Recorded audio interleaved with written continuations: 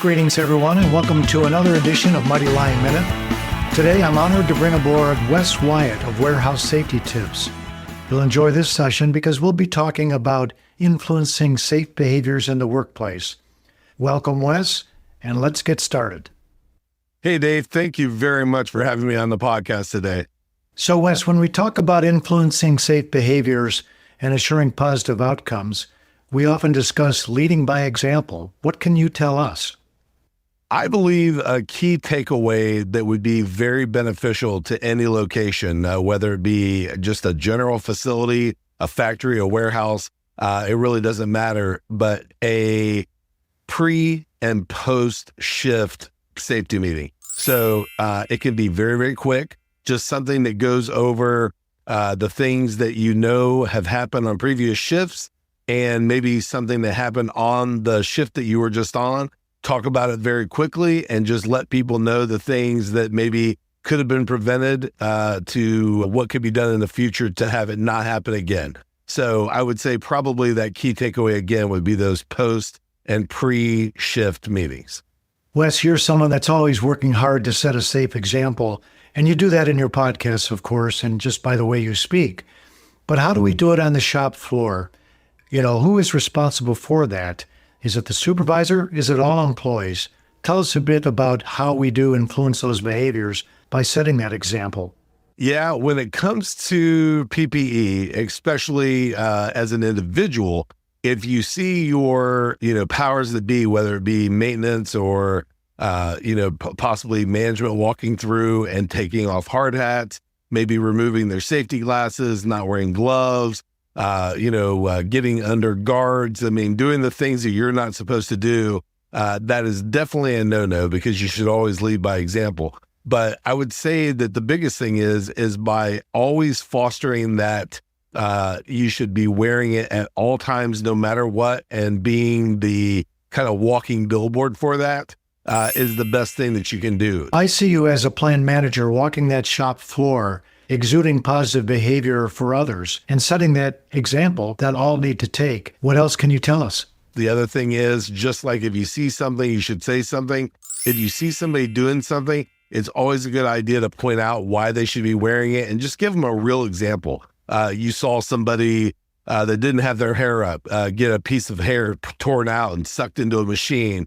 You saw someone get burned. You saw someone get a shard of metal in their eye. And you don't have to make it a horror story. You can just say, man, you really need to wear those, because if nothing else, you could get in trouble. It could cause a loss of production. I mean, there's a lot of ways you can kind of spin it. But, at the very basic level, making sure that you go through and regardless of what everyone else is doing, you kind of treat yourself as the safety coordinator and always do it. Yes, and that adage, see something, say something, is so true. It's critical that all employees are unafraid to bring something forward to identify problems, risks, hazards, unsafe behaviors.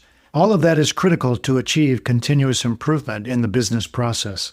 One of the other things that I did on my own that I don't think the person that hired me ever expected, I also pointed out the things that were being done right.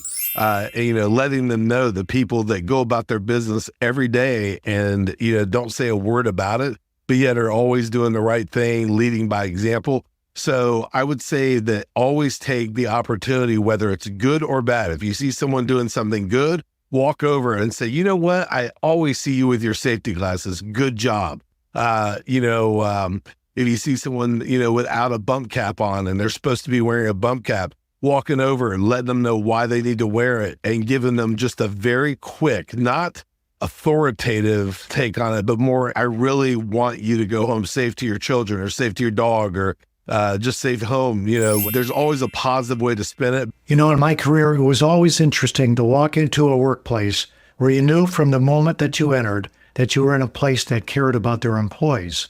We are all in charge of safety ourselves. So when someone says, who is in charge of safety at your location, I think a great answer is just that. I'm in charge of safety. But the one thing that they've always got to pay attention to in the workplace is the issue of complacency. So we've always got to make sure that we're doing our best effort for continuous improvement and assuring that we get better day by day. But if you let people know that, you consider yourself to always be in charge of yourself and to be safe at all times, that's a great answer. And there's 1,000 different ways to spin that. But I think that safety begins with you and spreads out. So just making sure that you take ownership of your own safety. Well, Wes, as you know, Mighty Line takes safety very seriously, as they do with operational excellence and 5S initiatives.